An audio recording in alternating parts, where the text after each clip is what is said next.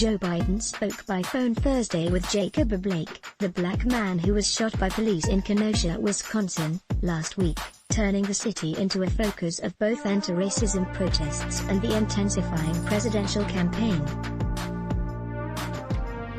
The 15-minute call came as the Democratic presidential nominee gathered with several of Blake's family members at the Milwaukee airport ahead of an event at a Kenosha church.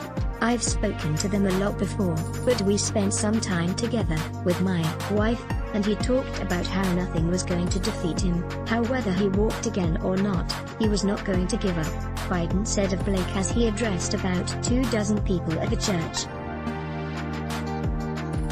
Biden's trip to Wisconsin, his first to the state as a presidential candidate and a rare pandemic-era trip far from his home in Delaware, was intended as an obvious contrast to President Donald Trump's visit to the city earlier in the week, when he barely spoke about Blake or the police shooting and instead focused on the violence and property damage that took place in the aftermath.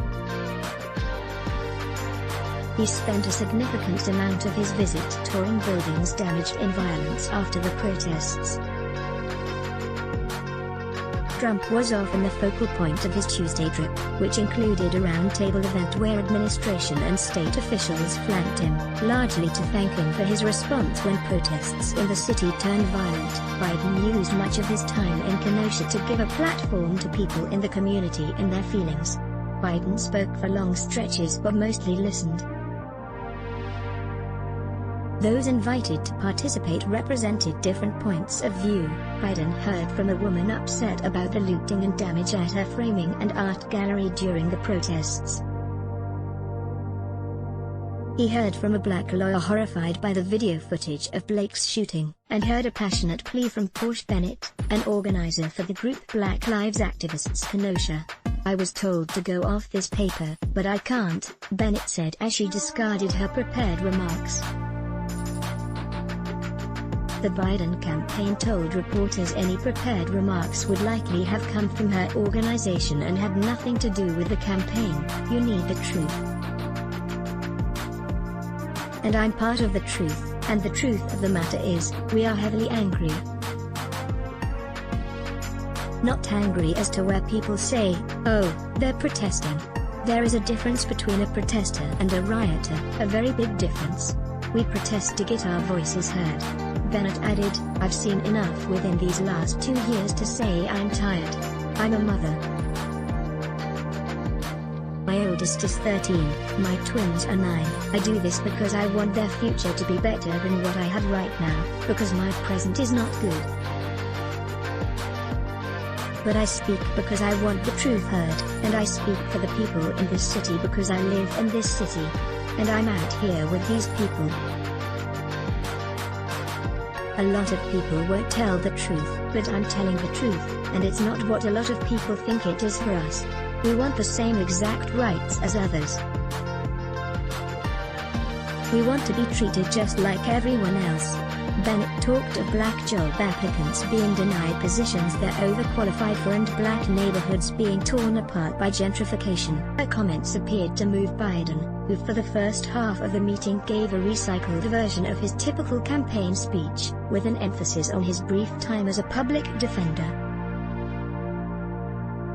After Bennett's remarks, Biden, seated and wearing a mask to comply with coronavirus protocols, offered a more personal response.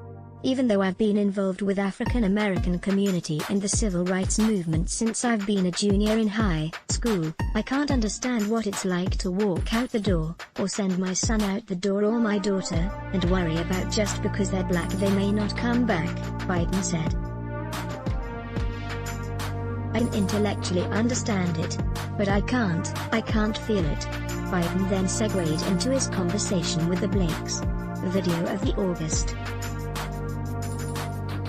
23 shooting shows Blake was opening the driver's side door of an SUV and had his back turned to officers, who were responding to a reported domestic incident, when he was shot at close range. Blake's family and lawyers say he is now paralyzed. Tensions have been high since the shooting.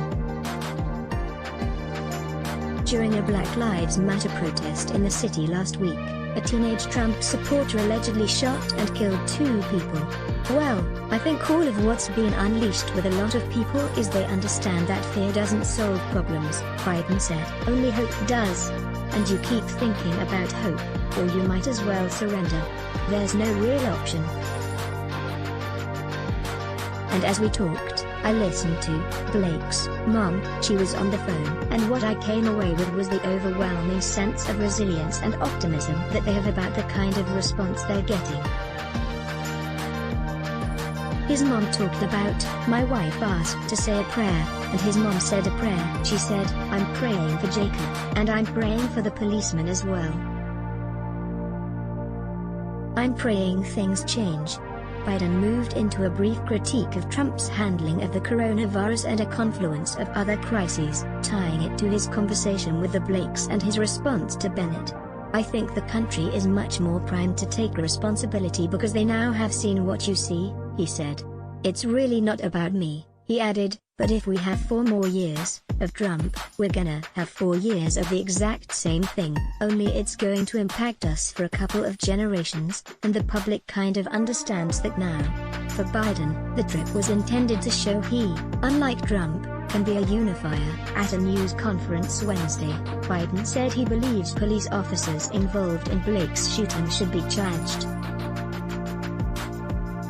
And on Monday he described Trump's rhetoric about the police shootings of black people and the responsive protests as toxic, while also speaking forcefully against looting and rioting. There is evidence that Trump's efforts to make the race a referendum on law and order, and to blame Democrats for the protests, violent demonstrations, and overall crime trends in American cities, are not working in the president's favor.